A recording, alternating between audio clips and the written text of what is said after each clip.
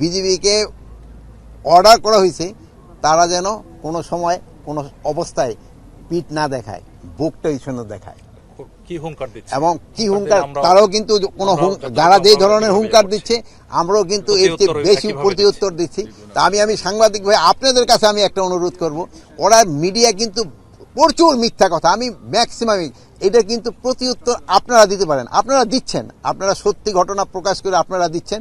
এই ক্ষেত্রে আপনাদের আরও সোচ্চার হইতে হবে, আপনারা দিয়ে যাচ্ছেন, আপনারা সত্যি ঘটনা প্রকাশ করে যাচ্ছেন, এই জন্য আপনাদের অনেক অনেক ধন্যবাদ।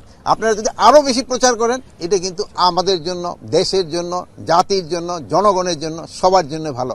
আপনারা কিন্তু এই লক্ষ্যে কাজ করে যাচ্ছেন, আমি আশা করব আপনারা বজায় রাখবেন। যে সীমান্ত হত্যা কিন্তু শূন্যের কোঠা আসছে না, এই পরপর যে দুইটা হয়েছে এটা খাসিয়াদের সমস্যা, এটা কিন্তু খাসিয়া পল্লী তো ওখানে একটু সমস্যা রয়ে গেছে, এই পারও খাসিয়া আছে, ওই পারও খাসিয়া আছে, এবং এই খাসিয়ার অনেক সময় এই পার থেকে ও পারে ক্রস করে যায়, এবং নিজেদের ভিতরে একটা শত্রুতা আছে, ওইটা অনেক সময় তারা উদ্ধার করে।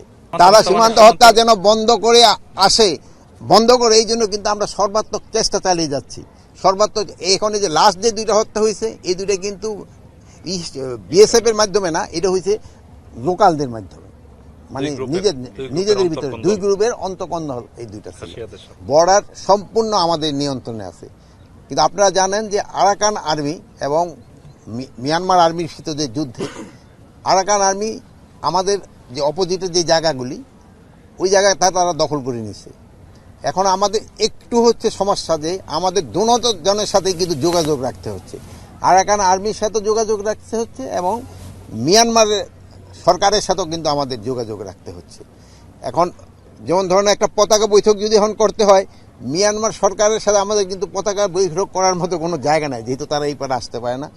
এবং আরাকান আর্মির সাথে আমাদের একটা যোগাযোগ আছে, বাট তাদের সাথে তো আবার ওই ধরনের বৈঠক তো করা একটু ডিফিকাল্ট। বাংলাদেশে কোনো শঙ্কার কোনো কারণ নেই, কোনো শঙ্কারই কোনো কারণ নেই।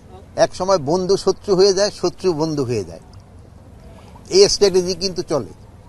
তা আমাদের ক্ষেত্রেও কোন সময় কোন স্ট্র্যাটেজি নিতে হবে এই সম্বন্ধে কিন্তু আমাদের সরকার সবসময় কিন্তু সজাগ আছে। এখন আপনারা সবাই জানেন যে আমাদের সেন্ট মার্টিন যেতে হলে ওদের একটা মানে জায়গা আমাদের করতে, নাফ নদীতে আমাদের দরকার পড়ে। এখন যেহেতু ওরা আমাদের বিজিবি বা কোস্টগার্ড, তাদের কিন্তু যেতে ওরা বাধা দেয় না, কিন্তু অনেক সময় বড় বড় আমাদের যে জাহাজগুলি আছে যারা নিয়ে যেতে চায়, এই সময় অনেক সময় ওরা একটু বাধা দেয়। তো এগুলোর সাথে আমাদের নেগোসিয়েশন চলছে, এবং হয়তো অচিরে এই সমস্যাটা সমাধান হয়ে যাবে। আমাদের পলিসিগত বিষয় আপনারাও আজকে দেখছেন, আমি অ্যাড্রেসের সময় একটা লাইন কিন্তু আমি পরপর 2 বার পড়েছি, আমার উত্তর হইল ওইটাই। হ্যাঁ, আমার উত্তরটা ওইটাই যে